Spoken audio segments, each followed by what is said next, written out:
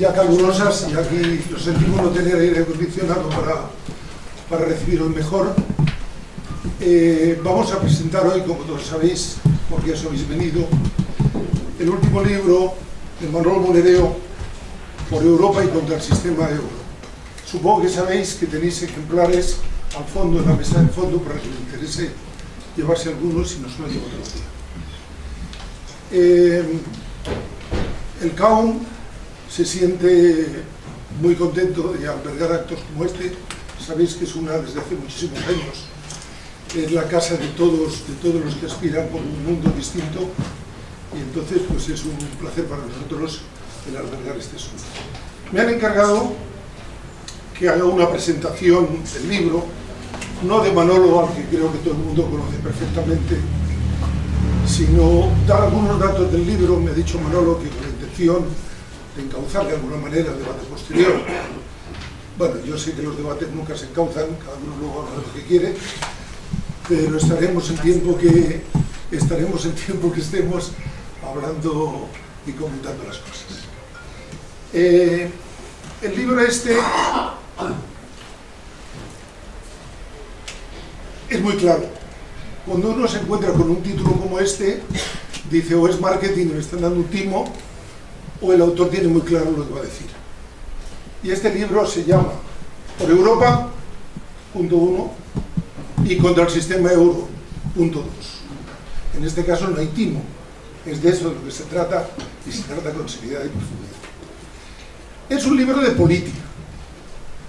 Utiliza la economía, la historia, la sociología, pero es un libro de política, entendiendo como política, análisis de la situación, toma de posición ante la situación y propuestas para salir de esta situación y para progresar. En ese caso, como tal libro de política, veis que no es un libro muy grande, no tiene muchas páginas, porque es un libro muy condensado, y eso hay que agradecérselo al autor, porque son propuestas organizadas y presentadas de una manera bien entendida. Ahora os contaré un poco los elementos de la estructura del libro. Hay un prólogo, del que no voy a referirme, porque el prólogo naturalmente dice lo mismo que yo voy a decir del libro, o trata menos de lo mismo, sin decir lo mismo.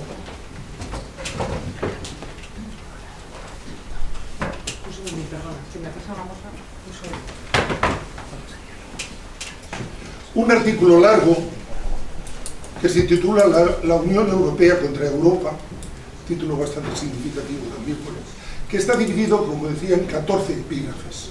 Está estructurado de manera que va presentando de una manera consecutiva los elementos. Y a continuación, una larga y pausada entrevista que le hace Enric Llopis a Monereo, dividida en 4 apartados.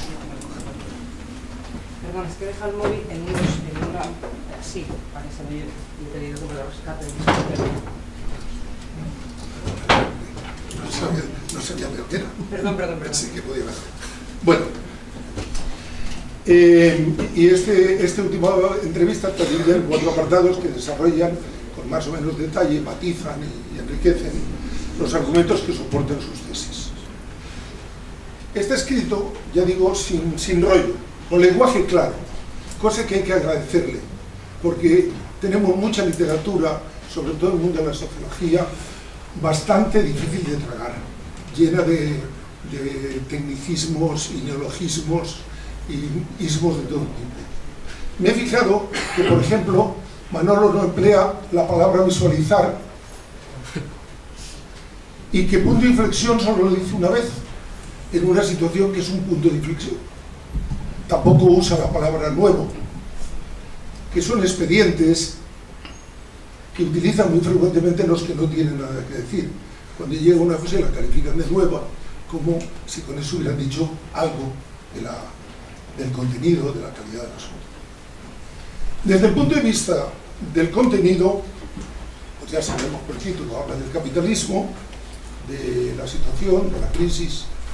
Yo lo dividiría en 4 apartados, me parece. El primero, lo que trata de capitalismo y crisis.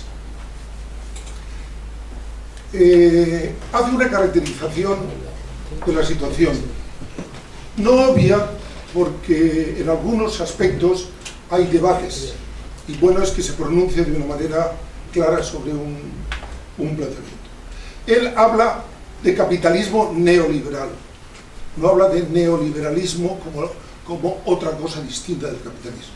Nunca deja de decir que estamos en el capitalismo, que adopta determinadas formas, como les ha ido adoptando en el transcurso de la historia. Se pronuncia por el concepto de capitalismo financiero como el modelo actual, cosa que tampoco está absolutamente admitido, y yo personalmente estoy muy de acuerdo con él. No voy a entrar en mucho detalle de esto porque ya hablarán luego mis compañeros, pero querría señalar un par de cuestiones en este capítulo que es de tipo más general.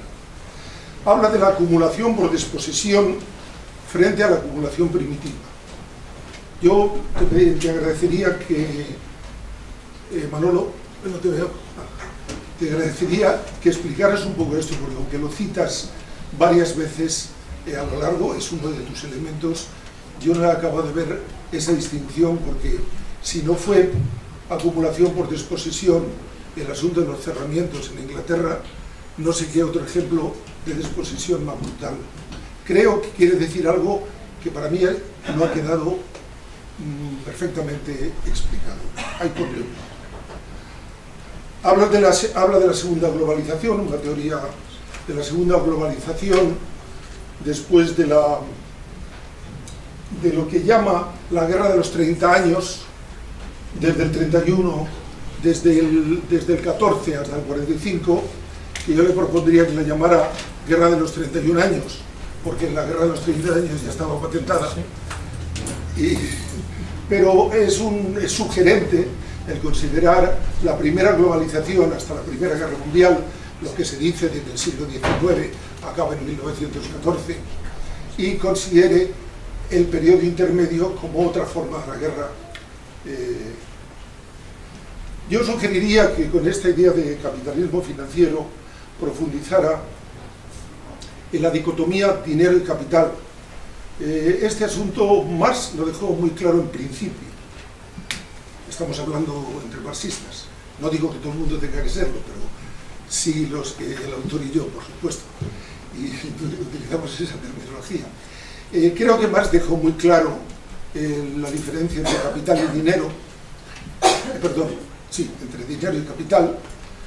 También dejó bastante claro el origen de los intereses, pero creo que hay muchos fenómenos en el mundo actual que requerirían una ampliación bastante seria. Hay gente que la está investigando esto.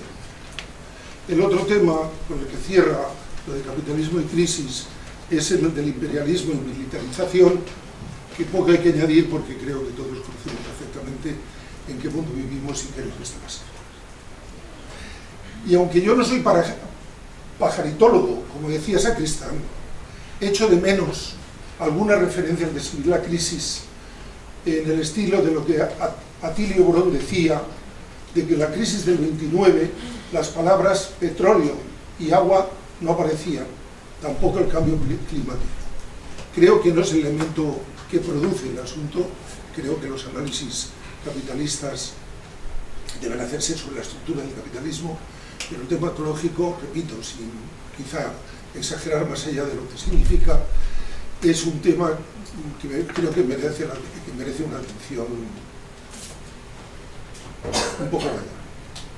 Segundo tema que toca es el de la Unión Europea, la configuración, la historia, la estructura.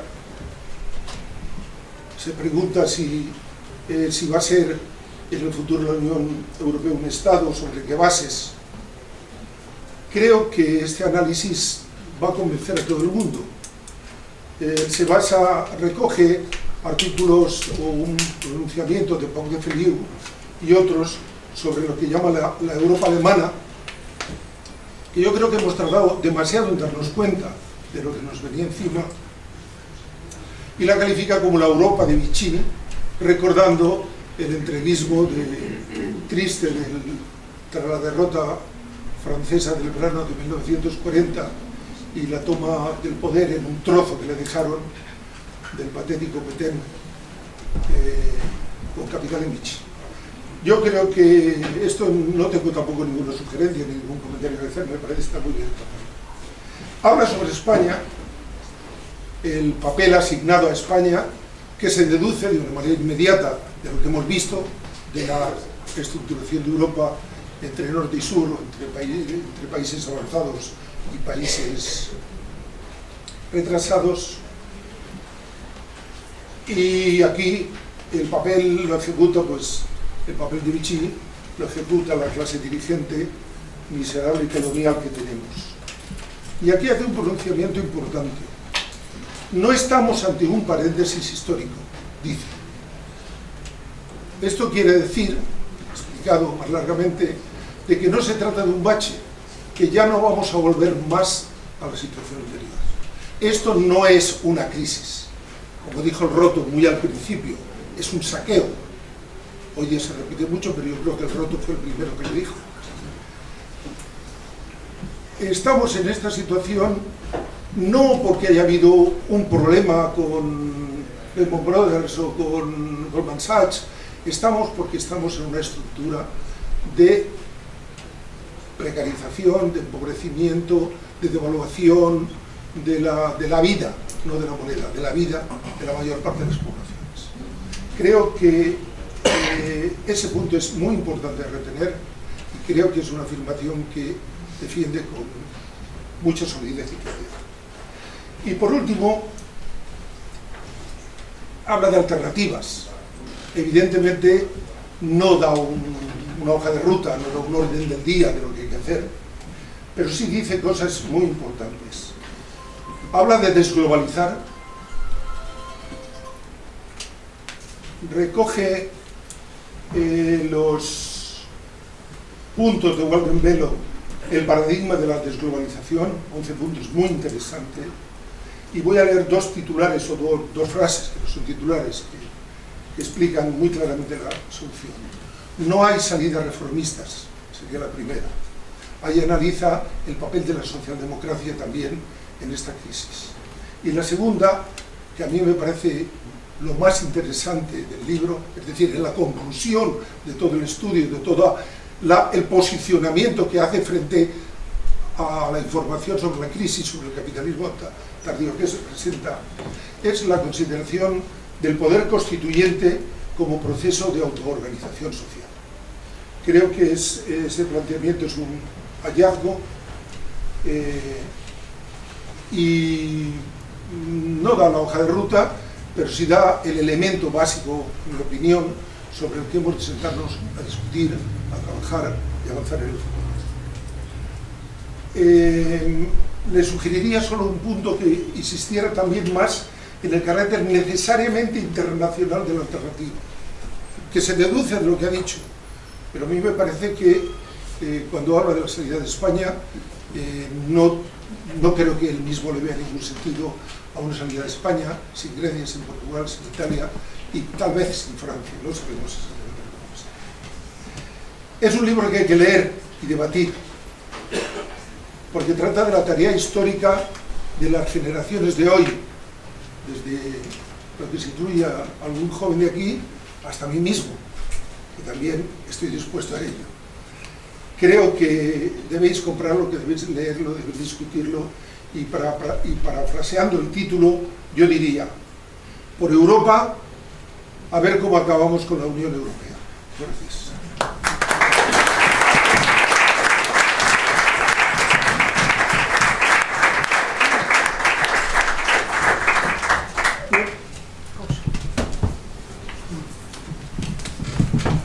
Buenas tardes. Lo primero, gracias por la invitación a Manolo y a Manolo Llaneza por la presentación. Evidentemente a todos y a todas vosotras por venir un día como hoy y llenar el CAUM.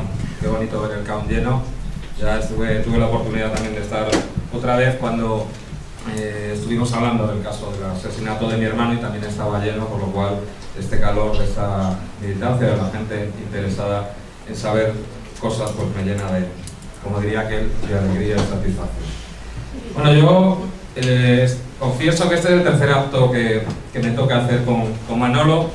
El primero iba tan nervioso porque cuando una persona con la que lees, pues al final compartes mesa, pues te pones nervioso. Un fenómeno un poco fan, pero yo lo tengo que contar. Y estaba tan nervioso que yo, que normalmente no leo, me lo llevé todo escrito, lo leí y me quedó fatal. O sea, luego vi el vídeo y dije que, Dios mío, yo prefiero hacerme mi guión.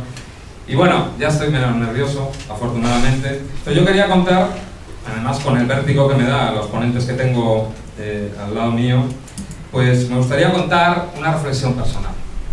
Y como una persona como yo, que viene de una tradición política absolutamente diferente a la de Manolo, al final hemos acabado en el mismo punto y pensando prácticamente lo mismo. Yo vengo en mi juventud de una tradición autónoma primero y luego del movimiento libertario, pero con una preocupación desde siempre por el papel tanto del Estado como del Estado-Nación. A mí os confieso que hubo un libro que me cambió el paradigma de la forma en que yo veía las cosas. Un libro que editó la CGT que se llamaba Estado, Anarcosindicalismo y Estado en Aragón, de Graham Kelsey, que explicaba muy bien en una CNT prácticamente hegemónica en Aragón, pues cómo tenían incluso que reunirse pues, con el ayuntamiento, con las autoridades de Zaragoza para realizar planes de trabajo, porque se habían cumplido y había un paro tremendo. Y luego toda la reflexión a posteriori de la organización de una parte del Estado, que ellos no lo llamaban Estado, que era el Consejo de Aragón. A partir de ese momento yo estuve muy atento. Me empezó a sorprender profundamente esos ataques furibundos al Estado-Nación, que en aquel momento se llamaba de otra manera, se llamaba mundialismo. Leías a grandes financieros hablando a favor de un Estado global, defenestrando a todos los Estados-Nación, y a mí me produjo un impacto terrible una entrevista que le hicieron al patrón de la Fiat, Agnelli. Ese hombre que no es que fuera el más rico del mundo, pero qué curioso que cuando viajaban a Italia todos los presidentes, incluyendo los Estados Unidos, iban a rendirle pleitesía. Y en un periódico, que ahora mismo no me acuerdo, él hablaba como de tú a Francia, y le decía que Francia, con toda su tradición republicana de años, tendría que rendirse y entregarse a este proyecto mundialista. Después de la caída de la URSS, del bloque socialista, con el fin de la historia se llamó de otra manera, se llamó globalización. Y ahí es donde me encuentro yo con Manolo, en un artículo, cuando empieza a hablar de esto. Porque yo me escamaba absolutamente esa globalización, que en teoría era inevitable, era omnipresente, era una verdad única. Y yo me planteaba, ¿por qué intentan otra vez vendernos esto y además a la manera propagandística muy parecida a Goebbels o a la manera propagandística de Hollywood después, por repetición? Teníamos que aceptarlo como si fuera un dogma inmutable. Y encontré que Manolo lo definía claramente, ¿no? La globalización, o lo que antes se llamaba como mundialismo, es un relato tan viejo como el imperialismo. Y siempre, además, está al servicio de ese Estado-Nación que es hegemónico. En ese caso, en este momento, pues Estados Unidos. A mí lo que me gusta de Manolo y de su trabajo es que crea y construye un relato con el viejo paradigma de la dramaturgia, del planteamiento, el nudo y el desenlace, ¿no? Y lo que hace es llegar, lo que hace es transmitir aquello que se estudia, aquello que se comprende. Y cuando se cuenta de esa manera tan vieja, se pueden empezar a cambiar las cosas. De este libro me han sorprendido y hago míos muchos de los conceptos. En primer lugar, la explicación clara de que esto no es una catástrofe natural, lo que nos está pasando. A pesar de que desde los grandes medios de comunicación se intenta sistemáticamente meternos por vena, podríamos decir, que sea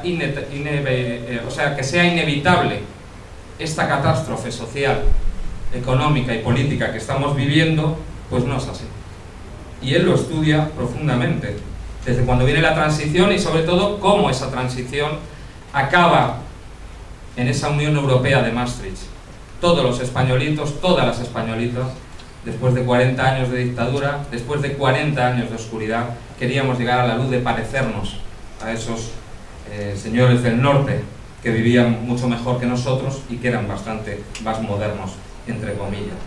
Lo que pasa es que todo eso lo que hizo fue hacer una economía todavía más subalterna de la que heredábamos. Fue esa década prodigiosa que estaba basada simplemente en el ladrillo y en el endeudamiento. Eso fue lo que propuso el régimen bipartidista de estos dos grandes partidos que se han turnado desde el año 82. Finalmente, ¿qué es nuestro país? ¿Qué es nuestra nación? ¿O qué es nuestra nación de naciones? Pues un país que tiene una economía débil y dependiente. Una industria que prácticamente no existe y está controlada por las grandes transnacionales. Una pesca y una agricultura que prácticamente han desaparecido. Y actualmente teníamos dos patas y nos hemos quedado cojeando, porque la burbuja del ladrillo explotó. Actualmente, como si fuera una monoindustria o un monocultivo, solo tenemos la industria del turismo. Y además lo define claramente a quién servimos, a esa Europa alemana, ese núcleo exportador con superávit en la balanza de pagos, y esa periferia subalterna, importadora, deudora, desindustrializada, empobrecida. Es lo que señalaba muy bien también Alberto Garzón, un país que va camino al subdesarrollo. El concepto que antes lo ha nombrado Manolo Llaneza también interesantísimo, el del Vichy global, ¿no? Que habla de aquello de Vichy, cuando los carros de combate alemanes dieron la victoria a las clases dominantes frente a los patriotas republicanos. Aquí exactamente igual. Escenifican que Alemania, que los grandes poderes son sus enemigos, pero les hacen el trabajo sucio. Les sirven como excusa. Pero ellos claramente están de acuerdo con esos ajustes y con ese empobrecimiento o con ese robo que hacen a la soberanía popular y de nuestro país. También es valiente. Define claramente cada vez menos a contracorriente, pero durante mucho tiempo absolutamente a contracorriente esa Europa del euro, señalando que no puede existir una moneda única sin una forma de Estado detrás. Es una moneda que está diseñada para esa Europa alemana.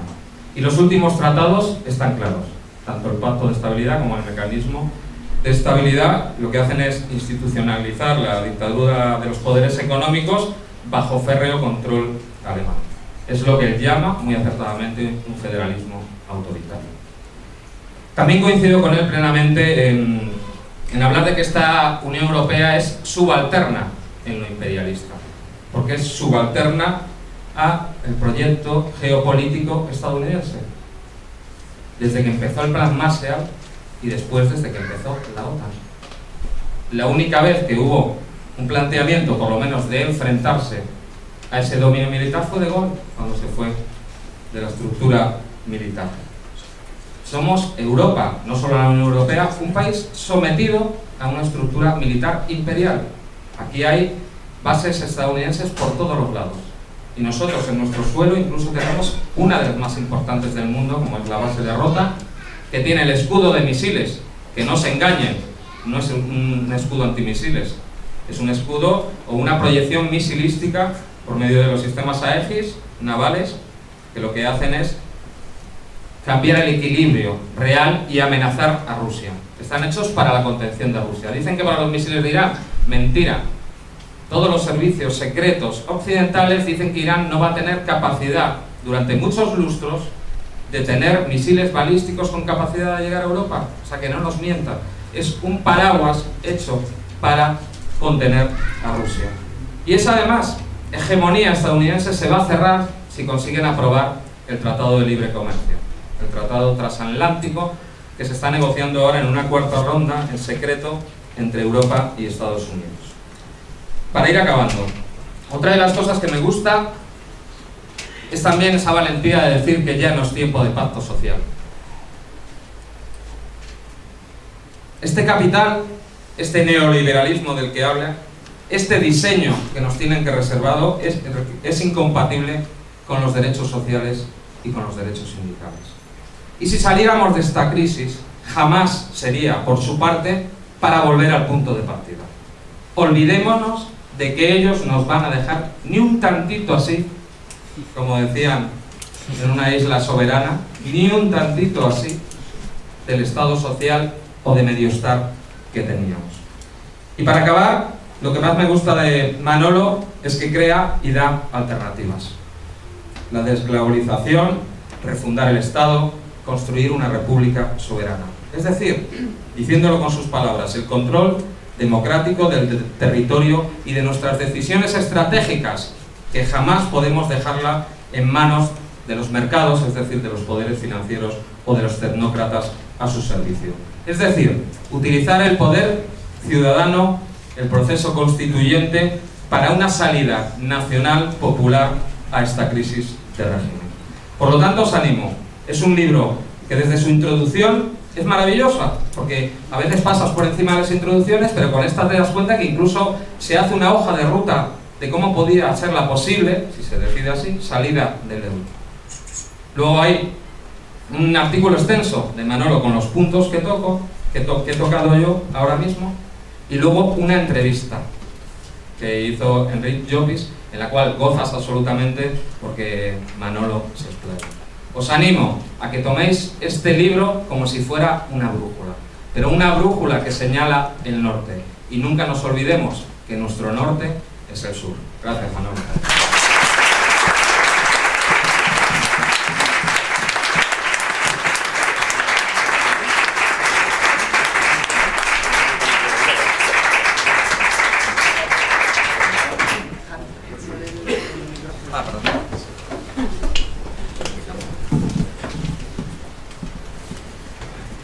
Hola, buenas tardes.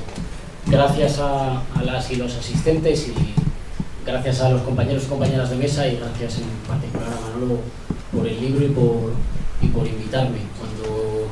Cuando estaba leyendo el libro, confundía a menudo lo que me parecía que estuvieran siendo rememoraciones de discusiones o de conversaciones y palabras leídas, de tal manera que a veces no tenía muy claro qué parte había oído en una discusión, qué parte estaba leyendo, qué parte me sonaba que ya hubiera dicho en alguna cosa, qué parte no. Lo digo por dos razones. Lo digo en primer lugar para justificar un cierto desorden en la argumentación de algunas de las ideas fundamentales que me parece que están recogidas en el libro, porque, ya digo, se me mezclan en idas y vueltas algunas de las reflexiones.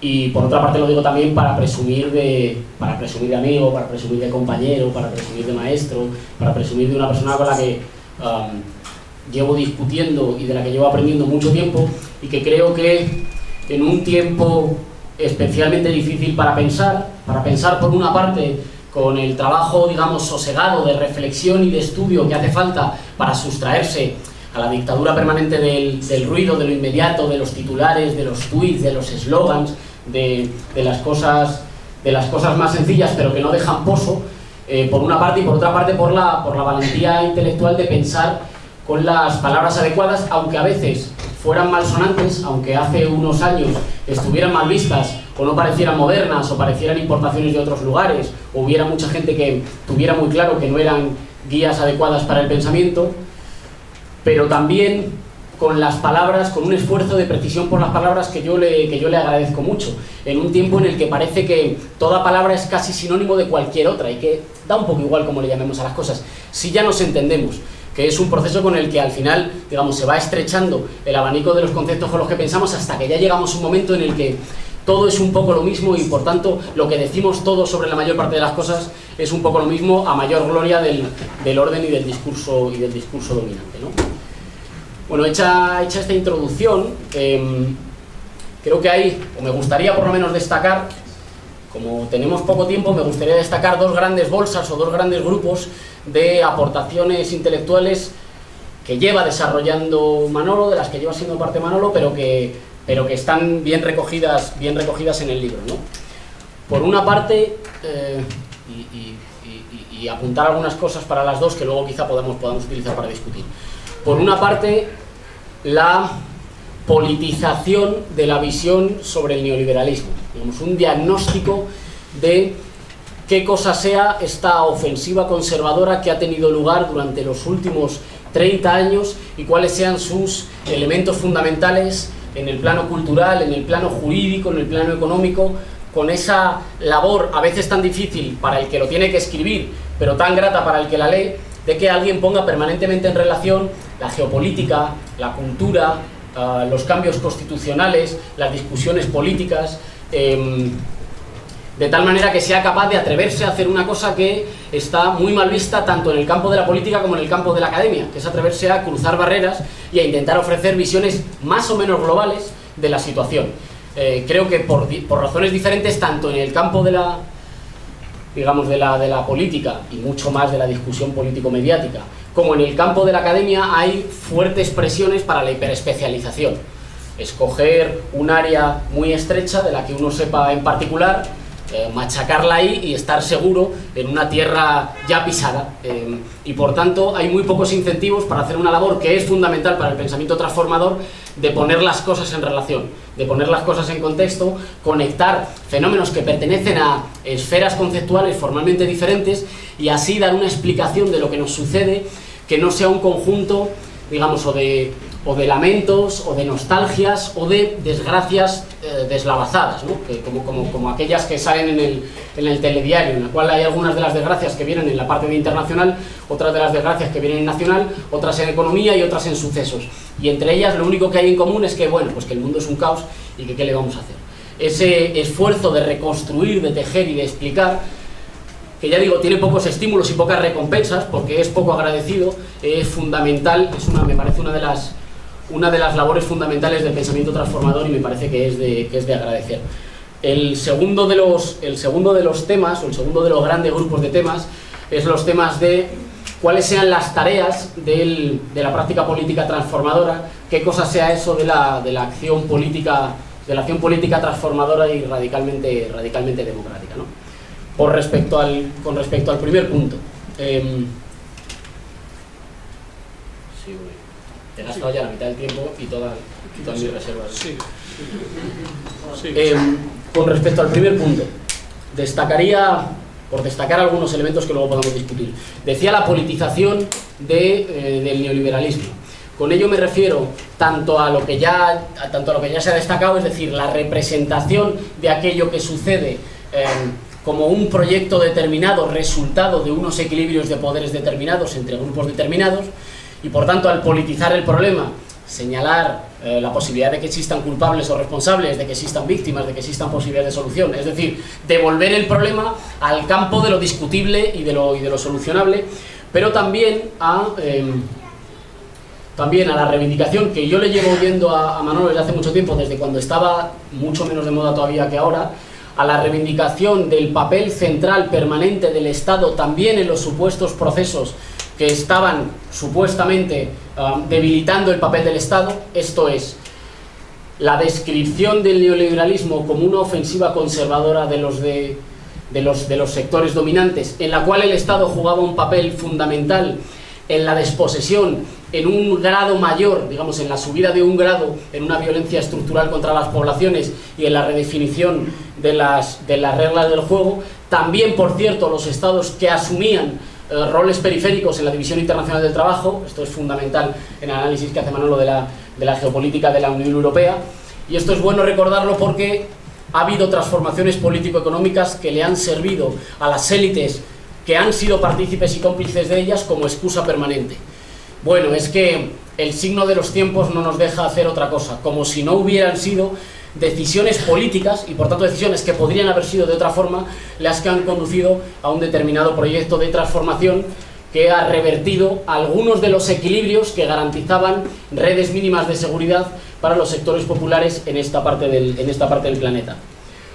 Otro de los elementos fundamentales, a menudo demasiado ausente en la discusión del neoliberalismo, es su condición de elemento cultural e intelectual, es decir, la condición por la cual,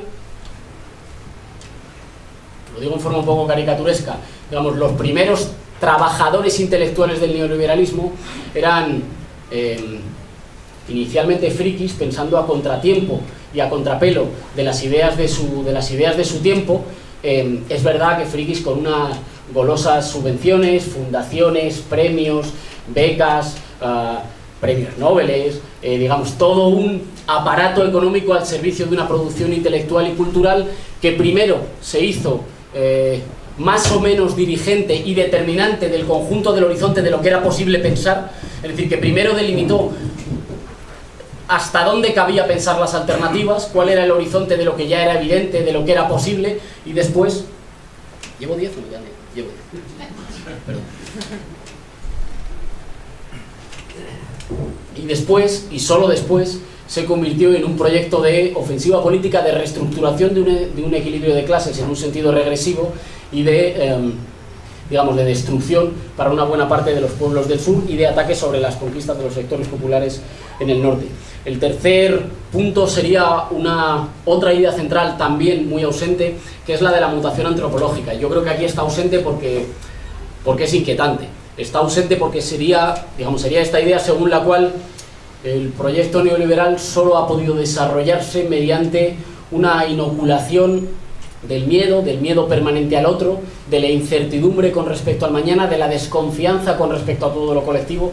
Todos vosotros habréis tenido seguramente un compañero de clase o de trabajo que se haya creído muy especial por no asociarse, y haya creído que el no asociarse e ir solo, exactamente como todo el resto de millones y millones que van solos, es un signo de individualidad destacable. Esta exacerbación del individuo miedoso, asustado y desconfiado, sin la cual es difícil pensar un proyecto de destrucción de los vínculos comunitarios y de reducción de las relaciones sociales o al ámbito mercantil o a un ámbito institucional muy estrechado, en el que también la exclusión de cada vez más asuntos del ámbito de la política, entregados a técnicos que siempre tienen veredictos técnicos, siempre en favor de los mismos, ha ido jibarizando el espacio de la democracia, no solo en torno a lo que se puede votar, sino en torno a lo que se puede pensar.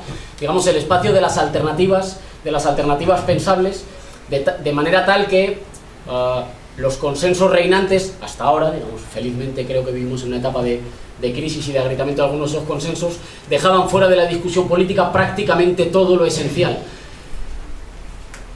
consiguiendo por tanto que pudiera haber pluralismo y alternancia sin que pudiera haber cambios sobre las cuestiones centrales que dirimían, bueno, pues las condiciones de vida de la gran mayoría de las personas, ¿no? Y por último, la relación de este nuevo pacto social a la ofensiva, digamos, este nuevo pacto social por el cual los sectores dominantes asaltaban algunas de las consignas, algunas de las conquistas y algunos de los elementos de contrapeso y de contrapoder, es verdad que muy relativo, de los sectores populares en el Estado, en un sentido de liberalismo autoritario, de redistribución regresiva de la renta hacia arriba y de estrechamiento también en lo cultural de lo que era discutible. Ya digo, la relación de esto con un tipo de geopolítica determinada, ya se ha dicho varias veces la expresión provocadora del Vichy global, por el cual algunas de nuestras oligarquías domésticas le habrían confiado a la alianza con poderes del norte, muchos de los cuales no elegidos por ningún ciudadano, la posibilidad de infligirles una derrota histórica, casi una destrucción histórica a una buena parte de las mayorías sociales y sus derechos, en nuestro caso, digamos, tímidos derechos, pero valiosos en todo caso, conquistados. Como no me queda prácticamente más tiempo, digo en forma telegráfica el segundo de los puntos. Me parece que con respecto a las tareas de las fuerzas que se quieran llamar transformadoras, Manolo hace dos reflexiones, o pone encima de la mesa dos reflexiones que son cruciales y que suenan raro, ahora cada vez menos raro, por muchas cosas, pero ahora cada vez menos raro, pero hasta hace unos meses sonaba muy raro.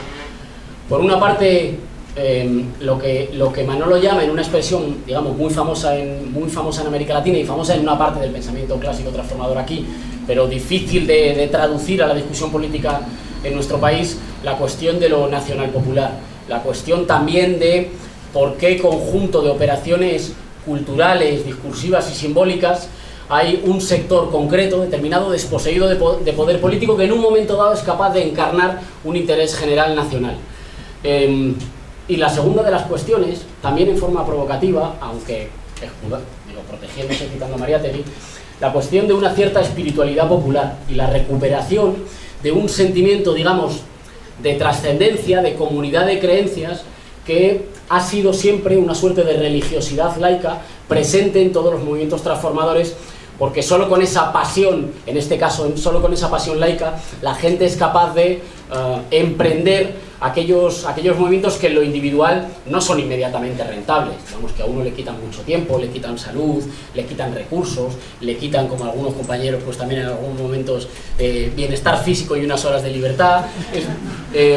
Es decir, esta idea de trascendencia por la cual un conjunto de individuos asustados se consigue convertir en un colectivo que puede reclamar para sí el universal, a algunos nos gusta llamarlo un pueblo, que es siempre una vuelta de la pasión a la política.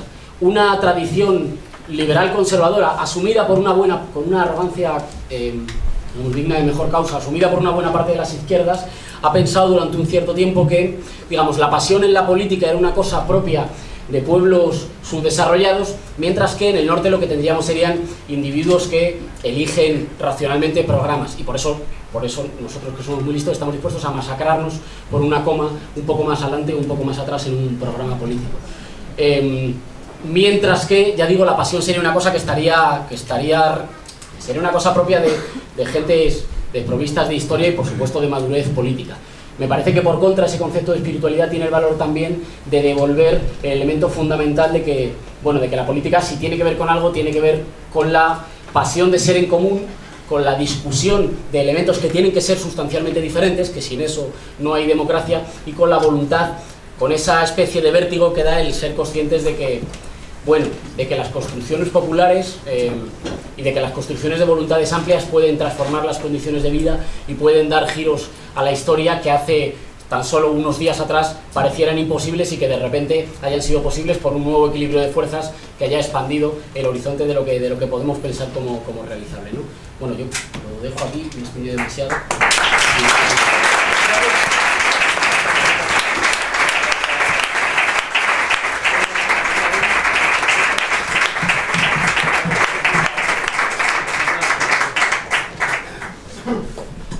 Bueno, voy a intentar yo... ¿Se oye? Sí. Es que no se oye nada. Voy a intentar yo también no extenderme mucho por aquello de que cuando le toque hablar al autor alguien no se haya desmayado y haya que salir por el calor corriendo.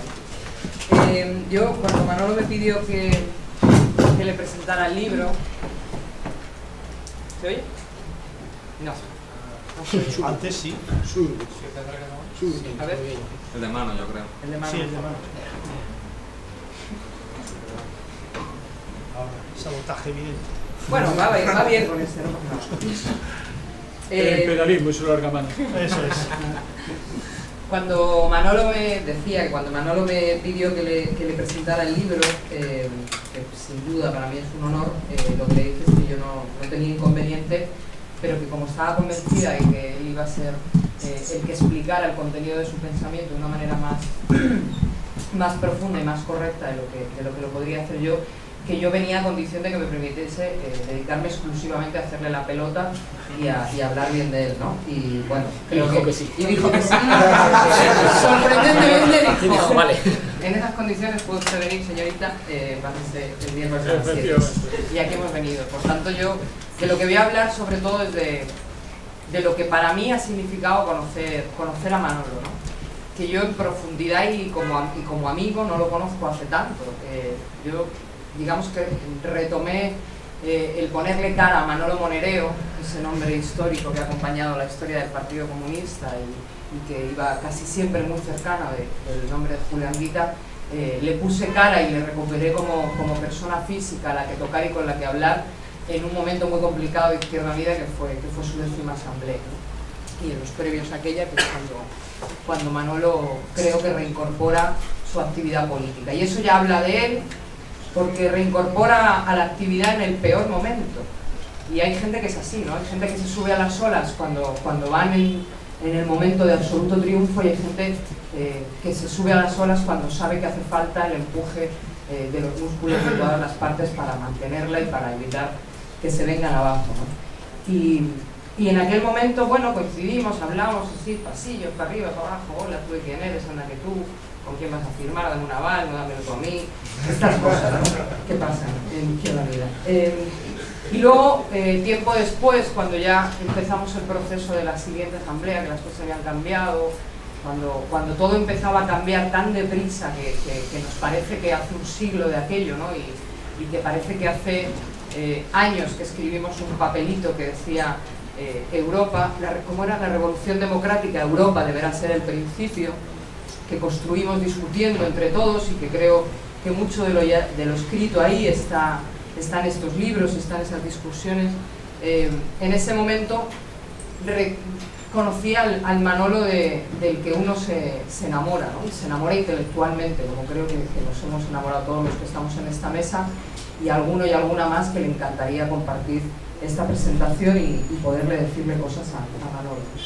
Y uno se enamora intelectualmente de discutir con Manolo porque hace cosas que son muy poco frecuentes en el mundo actual y en la política actual, y que por suerte nos obligan a todos a ponernos a su nivel y a ponernos a estudiar y a ponernos a discutir y a repasar las cosas y a intentar, como decía Íñigo, en un momento en el que todos son titulares, en el que todos son tweets, en el que todos son grandes frases sin contextos que lo sostengan y sin reflexiones profundas, a intentar darle una vuelta más de tuerca y pensar un poco más las cosas.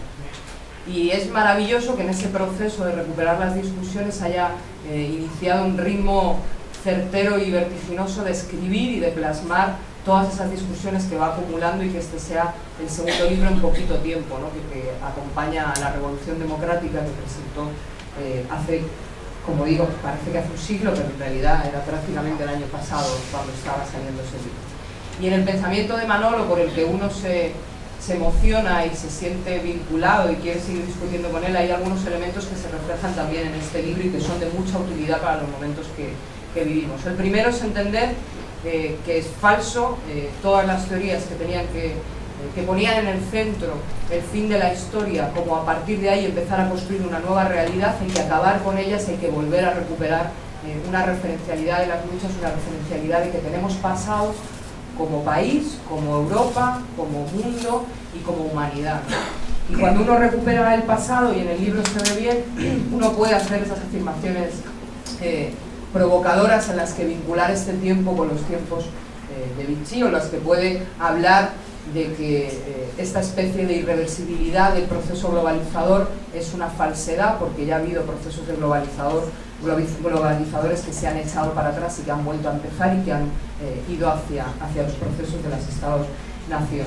Y es imprescindible eso, ¿no? Mirar con los ojos de la historia y con el aprendizaje que da analizar los procesos históricos desde la distancia, poder saber lo que nos está pasando, porque ni las crisis son accidentes que caen del cielo, ni la realidad que le suceden a las sociedades son realidades que pasan de un día para otro. Son procesos de acumulación, son procesos que se van generando en un conjunto de elementos que además no son evolutivos en sentido lineal, sino que evolucionan a saltos, que esto es una de las primeras cosas que uno aprende discutiendo con Manolo, ¿no? Y quien haya tenido el placer de pasar por su salón y discutir con él, que es donde mejor se discute con Manolo de política, sabrá que es impresionante el nivel de libros que rodea todo, y cómo para cada una de las discusiones se levanta en mitad de la discusión: esto lo tienes que leer en este libro, esto ya lo dijo, y te va orientando en una locura de pensamiento de la izquierda transformadora que recorre todo el siglo XX y en el que a veces no es fácil encontrar la guía y la brújula por la que formarse, ¿no? Y Manolo para eso es un gran maestro, y un maestro que a quienes venimos detrás y quienes por tanto hemos tenido menos tiempo de hacer lo que creo que más le gusta a él, que es leer, escribir y discutir de lo que lee y de lo que escribe, nos ayuda a tener munición en las peleas que nos vamos haciendo, ¿no? Porque te permite generar ideas que tú luego lees, contrastas, elaboras, y son valiosísimas, ¿no? Yo le llamé emocionadísima el día que tuve la oportunidad de pelearme con Karma Chacón, y mientras ella decía Renzi, nuestro modelo es Renzi, poder humillarla en directo y decir: tu modelo es de la gran coalición porque ese es el italiano, y ya no tuvo más que decir, ¿no? Si yo no hubiese discutido con Manolo de los diferentes modelos que la socialdemocracia europea está intentando desarrollar para salir triunfante de esta crisis y avanzar hacia el mantenimiento de un modelo de Europa sometida a los intereses del Estado alemán, nunca habría podido hacer ese giro en el que desbancar, ¿no? Y desde luego es imprescindible en estos tiempos que corren tener munición y tenerla bien sostenida y bien sustentada. Y otro de los elementos imprescindibles en los que Manolo es un maestro y es la guía un poco, decir, hay que centrar los ejes de análisis de las cosas que pensamos, no basta con pensar en abstracto, hay que aterrizarlo mucho, ¿no? Y una de las claves fundamentales es pensar la política, y yo creo que eso también es una cosa que hace mucho Íñigo, que hace mucho Javier, que hace mucho Pablo, que es pensar la política desde los términos del poder y desde las relaciones de poder que se establecen y de cómo la disputa por ser capaces de manejar el poder en favor de mayorías o en favor de minorías es la clave fundamental de la disputa política que nos toca decir, ¿no? En unos tiempos en los que el poder es una cosa como denostada, como de que todo el mundo, ay, es que el poder es feo y entonces como es feo yo me alejo y entonces pues ya se lo entregamos a la minoría poderosa mientras nosotros nos jugamos al parchís, que es mucho más bonito que tener poder. Pues a mí me gustaría volver a tener poder colectivo que sea capaz de proteger a las sociedades en las que estamos involucionando y que nos están arrasando, porque un día ellos mismos nos convencieron de que el poder era una cosa fea y que la política, como era poder, era mejor que se la dejásemos a gente más fea que nosotros y nosotras, ¿no? Y en eso hay un elemento central en el pensamiento de Manolo, y es que las clases trabajadoras, las clases subalternas, las mayorías sociales solo tienen una fuente de poder que tiene que ver con la capacidad movilizadora y con la capacidad de organizarnos colectivamente, y no tenemos ninguna otra. Probablemente el asalto a las fases de poder en las que podamos acceder a los ejércitos, a los dineros, a las planificaciones económicas serán otras fases, pero que durante la historia y especialmente en este momento la clave es la capacidad de movilizar colectivamente, y la capacidad de movilizar colectivamente, en mi opinión, para Manolo es uno de los motivos por los que le apasiona esa idea de la fe laica y que viene fundamentalmente de una cosa que para mí es muy importante y que creo que la izquierda a veces cometemos el error de no hacer, ¿no? Que es dejar de despreciar intelectualmente a las posiciones que no compartimos y empezar a analizar críticamente las posiciones del enemigo y saber cómo dialécticamente hay elementos imprescindibles en esa disputa del poder y en esa disputa de las grandes movilizaciones. Y en esa clave Manolo creo que tiene dos grandes ejes que para mí son importantes y que a mí conocer a Manolo me ha obligado a leer y a estudiar, y uno es la capacidad de la Iglesia Católica y el poder de la Iglesia Católica y cómo se ha construido a lo largo de la historia, porque tiene una vinculación directa con algo imprescindible, que es esa fe, que es esa capacidad de trascender, que es ese elemento humano, por más que nosotros queramos negarlo, existe como necesidad humana, y esto para mí es importante desde una visión antropológica, el saber que hay un elemento de trascendencia que motiva a la lucha, que motiva a la acción mucho más allá de la satisfacción inmediata. Porque si no somos capaces, aunque sea orientado a un elemento colectivo o a un elemento laico, si queréis, de pensar que merece la pena hacer cosas que en lo cotidiano no molan tanto como molan otras, no seremos capaces nunca de ganar. Porque al otro lado hay gente que sabe que mantener su poder implica darnos garantías de que es mejor no tener un motivo por el que luchar por encima de nosotros mismos y de nuestra individualidad. Y creo que en eso no se entendería las cosas que escribe Manolo sin su relación conflictiva y conflictuada con la Iglesia, de admiración y a la vez casi un poco de ira por no ser capaces nosotros de tener el partido que tiene la Iglesia, que es capaz de movilizar esos niveles de emoción. En los mismos términos creo que no se entendería lo que analiza Manolo en sus libros y en sus pensamientos sin entender que ha leído con mucha atención a grandes autores de este país que la izquierda ha decidido despreciar, como son Ortega y Gasset, ¿no? Y en eso hay elementos fundamentales que tienen que ver con algo que a mí en el último tiempo me obsesiona mucho y que discuto bastante con Manolo, que es el elemento generacional de esta crisis que vivimos. Un elemento generacional que tiene que ver con esa también capacidad de identificar que hay determinados momentos en la historia, y esto era muy de Ortega, determinados momentos en la historia en que los colectivos sociales ponen en duda el conjunto de las herencias de valores, de creencias, de normas, de instituciones que han sido heredados, y normalmente los ponen en duda porque ya no les sirven y porque no cumplen la promesa y el compromiso generacional que se había que se había dejado, ¿no? Y esto es conflictivo de discutir, porque todo el mundo, siempre hay alguien de mayor edad que dice, claro, entonces queréis matar a todos los que tengan 50 años y queréis acabar con nosotros, ¿no? Y no tiene que ver con eso, pero sí tiene que ver con entender que hay un compromiso histórico, y otra vez volvemos a mirar la vida como elemento acumulativo de procesos, que sin duda tiene que ver con un conjunto de normas que nos dotamos colectivamente porque nos sirven para el bien colectivo y que las vamos trasladando de generación en generación mientras nos sean válidas, y que cuestionarlas y querer romper con ellas no es ni un pecado, ni una derrota, ni una locura, ni un salto al abismo, sino es nada más que poner delante de determinadas generaciones que no han sido capaces de garantizar que el ciclo continúe, y que no somos los que venimos ahora los responsables de que ese ciclo no continúe, sino que son los que lo dejaron en un punto en el que no garantiza que la sociedad colectivamente siga avanzando. Voy a terminar con dos cosas. Primero, decir que con todo esto es imposible no entender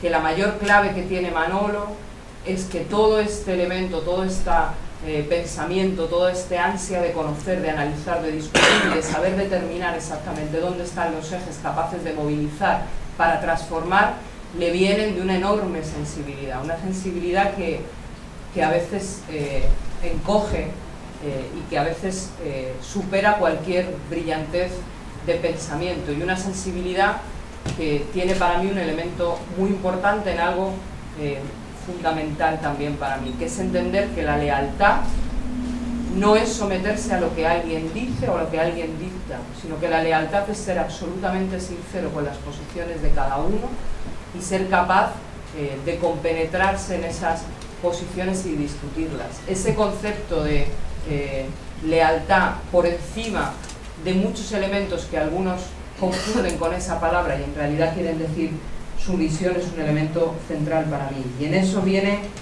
el último de los ejes que discutimos y que no aparece aún en el libro y sin duda aparecerá, que es el momento histórico del partido orgánico, ¿no? Y creo que es uno de los ejes a discutir. Vivimos un momento histórico en el que lo importante y lo fundamental es saber colectivamente que nos jugamos, que la transformación de la sociedad que está en marcha, y eso también es algo que lo ha planteado Manolo en todos sus escritos, que no es que podamos frenar esta evolución de transformación social, es que podemos hacer por dirigirla a un lugar o a otro lugar. Y en eso hay que compartir proyectos colectivos que sean capaces de garantizar el bienestar colectivo por encima de cualquier otra prioridad y de cualquier otro elemento.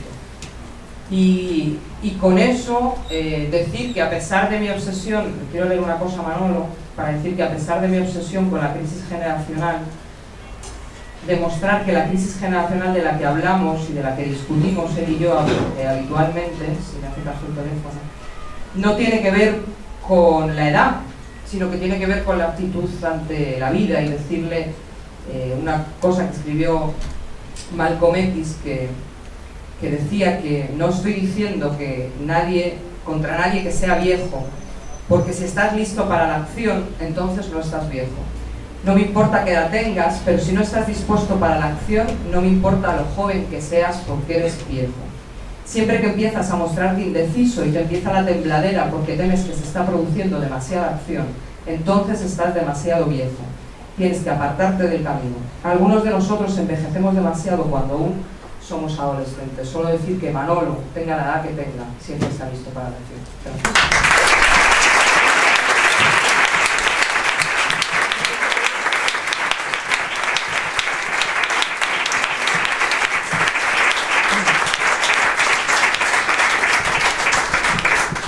Presentar un libro es siempre invitarlo a que lo compréis.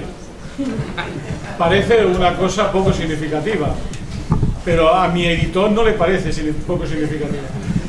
El libro vale 12 euros, al fondo lo podéis adquirir, y digo esto porque el libro lleva ya como un mes y medio, 2 meses en circulación, y solamente lo veréis en pequeñas librerías de Madrid. En las grandes librerías, excepto la central, no lo veréis.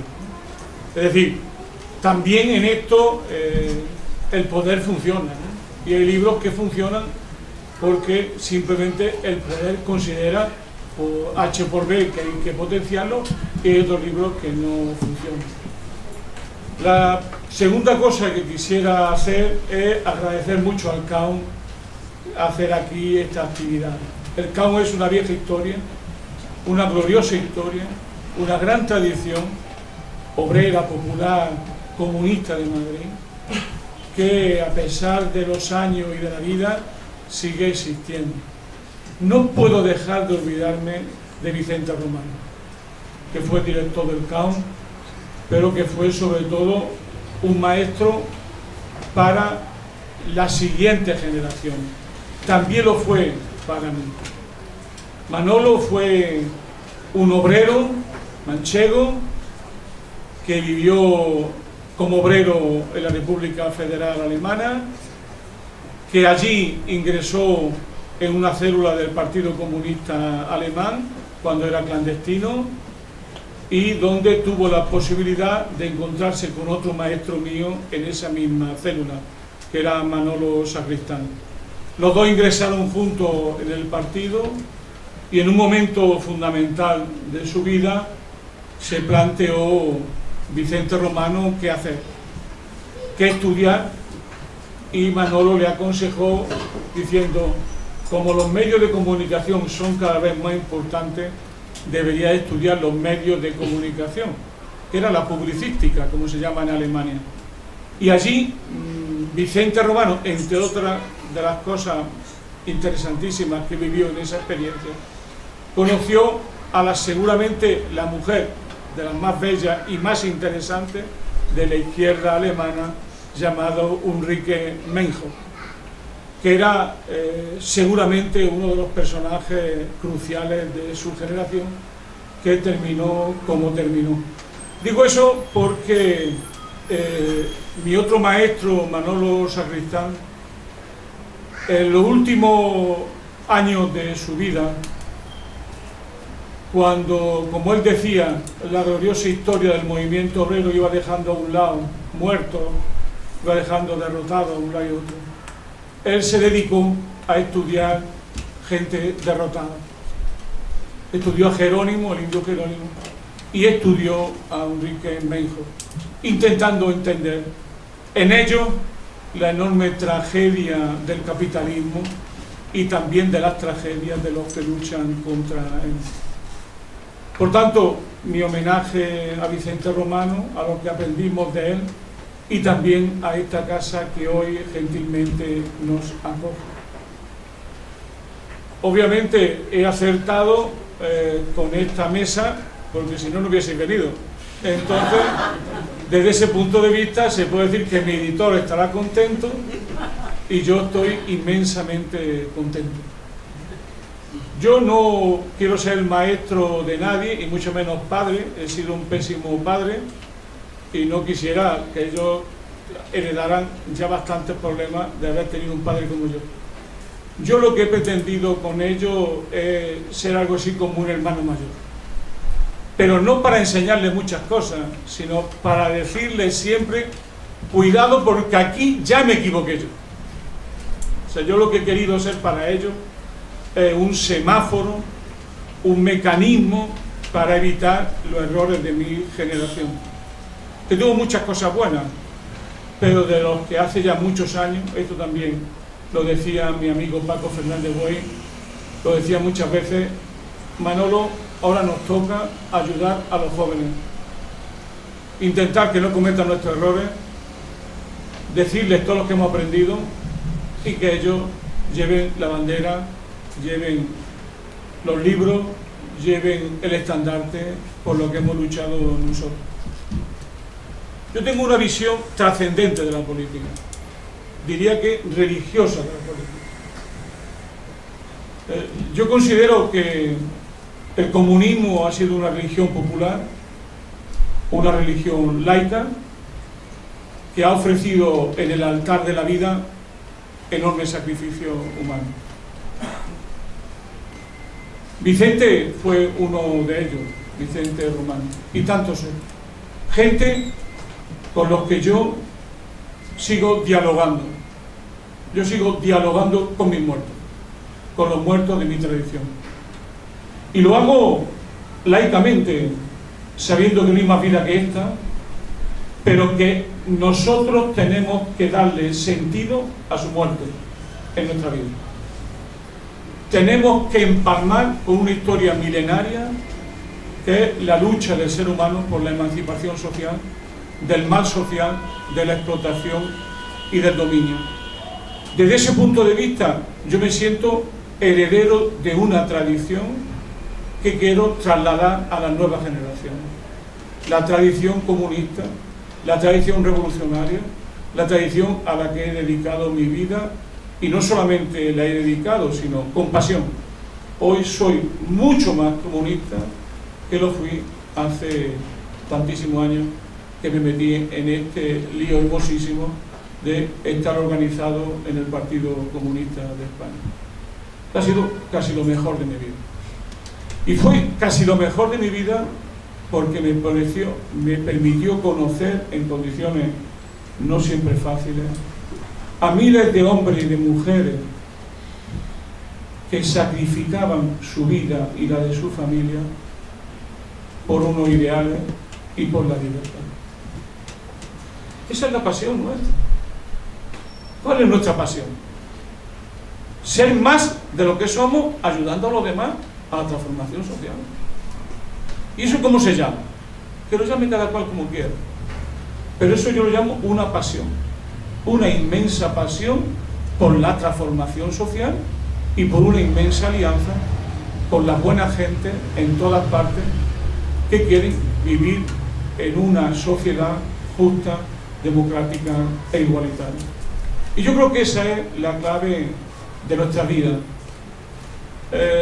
Yo soy del Madrid, no es cosa pequeña ser del Madrid. Este año además hemos batido todos los récords, pero yo siempre pienso algo que tiene que ver con mi libro, ¿no? Que es que en la sociedad capitalista, para que funcione el capitalismo, no todas las relaciones deben de ser capitalistas.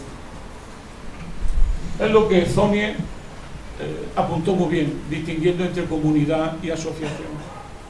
Es más, la gran utopía del neoliberalismo, que Polanyi detectó también, fue ese intento de mercantilizar el conjunto de las relaciones humanas, en convertirnos a todos en máquinas desiderativas guiados por el principio de la maximización de la utilidad. Esa es la mutación antropológica del capitalismo. Generar individuos sin individualidad, individualismo sin comunidad. Y yo creo que lo que estamos viviendo ahora es lo que yo llamaría la fase B de la gran hipótesis de Polanyi, que es la reacción de la sociedad contra la mercantilización universal y contra la catástrofe humanitaria que es siempre el neoliberalismo y el imperialismo. Mi objetivo intelectual desde los años 90 no ha sido otro que detectar y poner en cuestión la idea dominante, sobre todo la idea de la globalización. Siempre pensé que la globalización es sobre todo un proyecto político. Luego me enteré, leyendo a Wallerstein, leyendo a Giovanni Arrighi, leyendo a Samir Amin, leyendo a Abdel Gundafar, me enteré de que fundamentalmente esta globalización es siempre la característica que tienen la fase histórica de decadencia del imperio dominante. Arrighi lo decía mucho más, decía, es la financiarización, citando a Brodel, es la señal de la decadencia del imperio dominante, y esa decadencia del imperio dominante la intenta superar o extender en el tiempo con financiarizando la economía.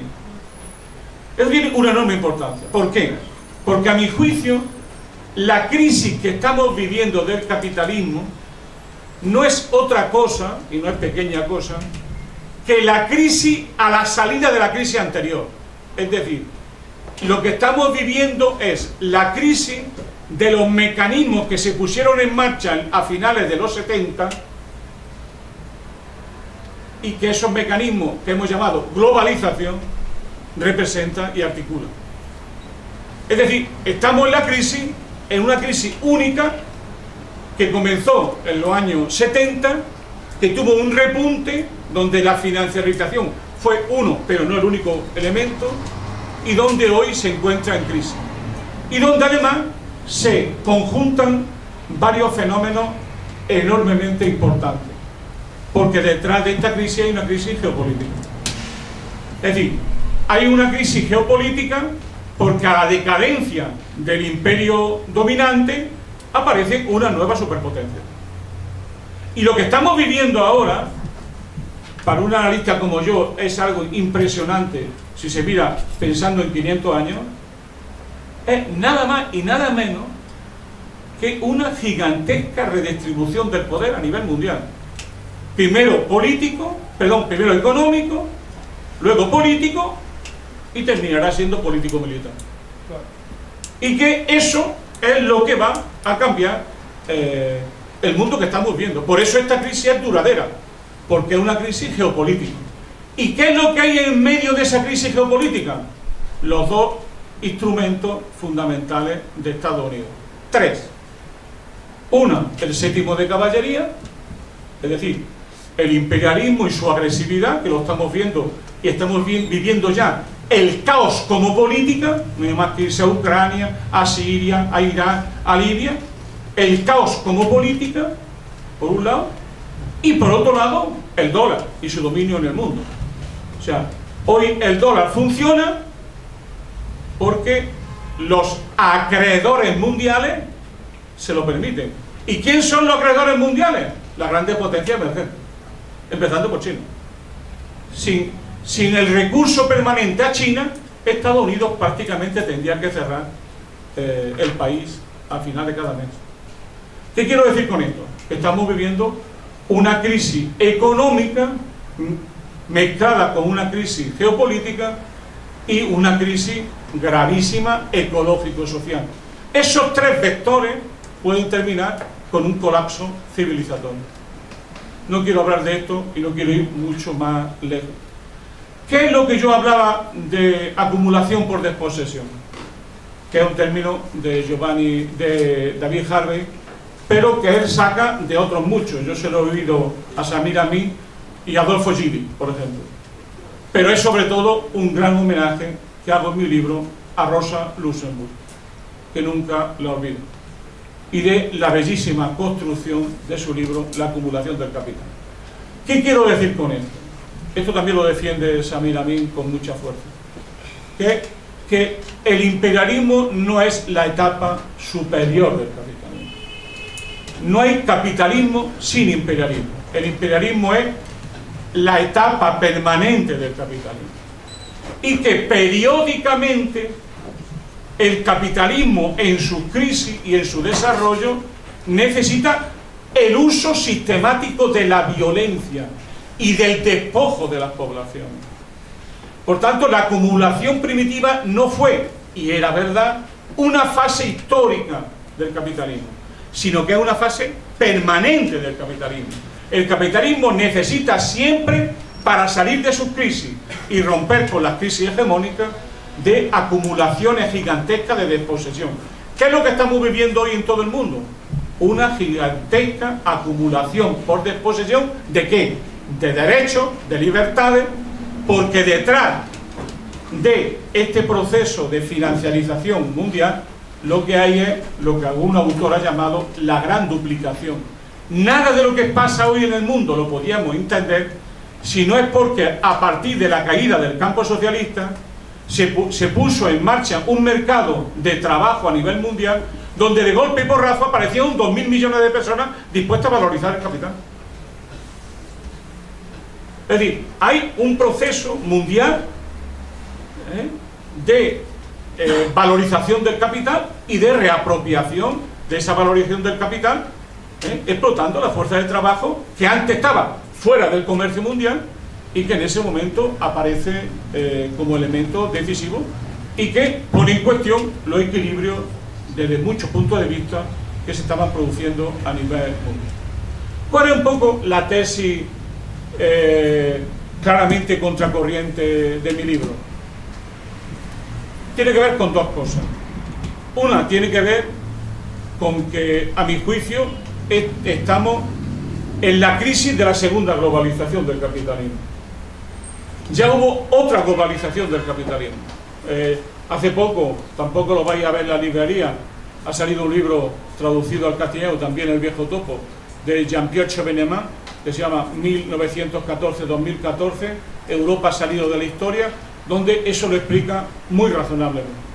Es decir, a finales del siglo XIX hubo un intento de globalización, en el sentido clásico de la palabra. Las magnitudes económicas básicas eran muy parecidas a las de ahora, en algunas más que las de ahora, simplemente que el capitalismo era menor, donde la tesis de fondo es que, ahí aparece Polanyi, la globalización dejada como proyecto a su propio impulso terminó complicando las cosas y llevando a una guerra brutal imperialista. La gran hipótesis es que estamos, a mi juicio, en la segunda crisis de la globalización y que espero que no tenga las consecuencias que tuvo el fracaso de la primera.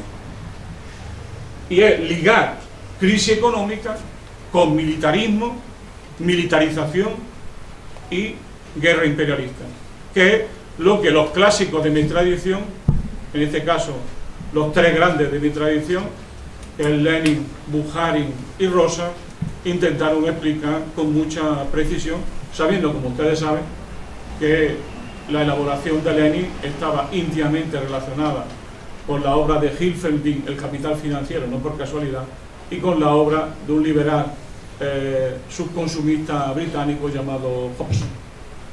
Esa es un poco la hipótesis de fondo. ¿Dónde yo reivindico un elemento fundamental? Lo que reivindico es la pervivencia y la necesidad del Estado social nacional. Yo no comparto, para nada, considero que es un error estratégico decisivo, pensar la idea, cosas como esta que se dicen continuamente. El marco nacional ya no es suficiente para interpretar la lucha de clases, tenemos que crear marcos superiores, hay una multitud o la prima hermana de una multitud que aparece como sujeto más allá de las naciones. Todo ese tipo de cosas yo no creo en ellas, también porque tengo una edad en que me vuelvo muy incrédulo. Es decir, yo lo que reivindico es que la única línea de resistencia frente al fracaso de la segunda globalización es el Estado nacional, el Estado social nacional. Que eso signifique que la autarquía, no, para nada, yo no creo en la autarquía. Lo que digo es que sin eso no hay democracia, no hay libertades y no hay proyecto histórico de los trabajadores. Es lo que digo y lo que defiendo en mi libro. Y no es ninguna casualidad. Yo esto lo he aprendido también de Jorge Bestringe, que es mi amigo desde hace muchos años, y de una serie de autores que él ha defendido siempre autores complejos y que nunca le traen buenas conclusiones, pero bueno, es así, ¿no?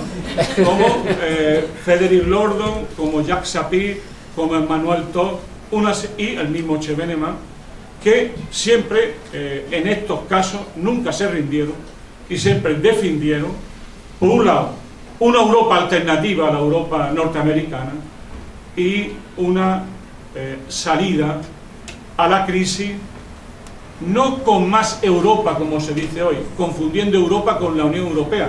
Esa es la clave de todo el discurso imperialista sobre Europa. Confundir la Unión Europea, que es un modo de construir Europa, con Europa, que es otra cosa bien diferente y bien distinta. La gran pregunta que se hace Chevènement y que yo hago mía, y que es una paradoja de todo esto que estoy contando, es ¿cómo es posible que estando hoy la Europa unida, los Estados europeos cuenten hoy tampoco en las relaciones internacionales? Antes, hace 20 años, cualquier de nosotros, ¿qué hace Francia? ¿Qué hace Alemania? ¿Qué hace Italia? Eran sujetos internacionales activos, actores internacionales. Hoy hay una Europa unida que es siempre más subalterna a Estados Unidos. Luego, a más Unión Europea, más subalternidad a Estados Unidos. La vida es así. Se le puede hacer muchas cosas, pero la vida es así. El gran problema de toda esa historia, que quedará para discutirlo en otro libro, es ¿qué pasa en esta historia con Alemania? ¿Qué pasa en esta historia con Alemania? Por ejemplo, eso se ve en el conflicto ucraniano. ¿Qué tiene que ver los intereses estratégicos de Alemania con la posición de Polonia y los países bálticos que están detrás de lo que está pasando en Ucrania? ¿Qué tiene eso que ver? Pues prácticamente nada. Y lo que Alemania está haciendo es ser un peón a regañadientes de una estrategia internacional que viene de Washington y que no tiene nada que ver con los intereses geopolíticos de Alemania. Termino con una cosa. Esta cosa hay que decirlo siempre, igual que cuando uno habla del Estado de Israel, siempre tiene que decir, yo no soy antisemita y tal, yo no estoy en contra de Alemania, todo lo contrario, mi cultura tiene que ver con un judío que nació por allí, y hasta con un militarote que nació por allí, y por tanto no tengo nada más que cosas buenas que decir de una gran parte de la cultura alemana. Lo que quiero decir es que para que Alemania, mejor dicho, que esta Europa se basa en un Estado-nación que no se va a disolver nunca, que es Alemania. Y que para que Alemania siga siendo hegemónica, los demás tenemos que ser menos Estado, para que ella sea el Estado. Luego, lo del Estado no es una cuestión pequeña en esto que llamábamos antes la lucha de clases.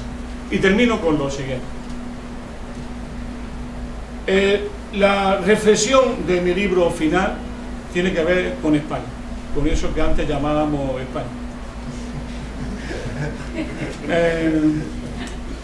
Yo, parafraseando a otro amigo, yo soy un patriota de este país. Yo quiero a mi país. Está mal visto. Soy del Madrid, soy comunista y encima español. Tengo todas las condiciones para aparecer en cualquier momento, que me diga alguien, eres de extrema derecha, eres un nacional bolchevique, eres un desastre. Pero, como también tengo una cierta edad, casi todo eso me da igual. ¿Qué es lo que yo quiero decir? El centro de anudamiento de las contradicciones para mí está en España, en este país. Y ese centro de anudamiento tiene que ver con tres cosas muy importantes que estamos viviendo ahora en tiempo presente. Una es que España se ha convertido en una periferia de una Europa alemana del euro. Para decirlo de otra manera, España ha profundizado su carácter periférico y dependiente de una Europa alemana donde se ha generado una enorme asimetría entre un centro y una periferia. Un centro que no es nada más y nada menos que el centro del viejo marco alemán, que son los grandes países ricos de Europa. Y una periferia especializada en ser importadora, especializada en ser acreedora, deudora, y especializada en convertirse en algo así como en un patio trasero de la Europa rica, de la Europa poderosa.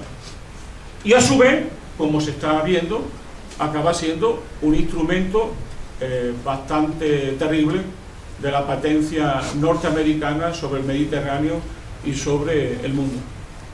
Por lo tanto, ese es para mí el primer rasgo. El segundo es que llevamos 7 años de crisis. No es pequeña cosa eso. En 7 años de crisis, España está transitando al subdesarrollo económico y social. Eso es lo que ha roto el pacto social del 78. Y es lo que ha puesto en crisis el régimen.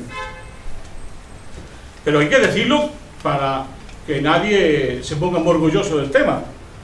El pacto no lo hemos roto nosotros, han sido los poderes fácticos que han dicho, ya no nos sirve esa constitución ni ese pacto, porque el nuevo modelo económico que España necesita ya no merece derechos sociales, ya no merece derechos sindicales, ya no merece industrialización, ya no merece libertades reales para la gente.